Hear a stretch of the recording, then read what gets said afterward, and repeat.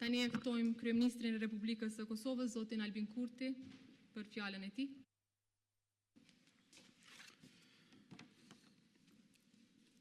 Shkëlqësia juaj, zonja Vjosa Osmani Sadriu, Presidenti e Republikës Kosovës, shkëlqësia juaj, zotri Beram Begaj, Presidenti e Republikës Shqipërisë, e nderuar kryetare e Kuvendit të Republikës Kosovës, zonja Albulena Haxhiu, i nderuar Basarifat, të nderuar deputet të Kuvendit të Republikës Legjislaturës së 10,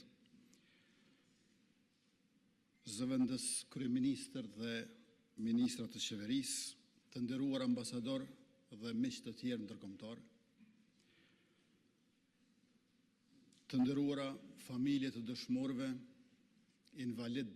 dhe veteran të UÇK-s,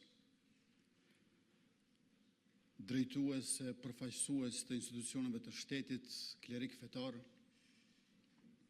të dashur qytetarë të Republikës, të nderuar të pranishëm, zonja dhe zotëri, 18 vjet më parë, data e sotme ju shtua kalendarit tonë kombëtar.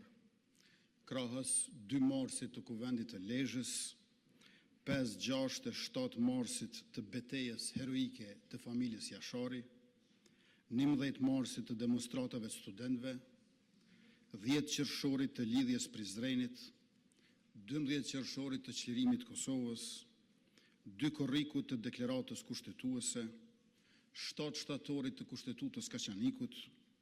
22 nëntorit të Kongresit të Alfabetit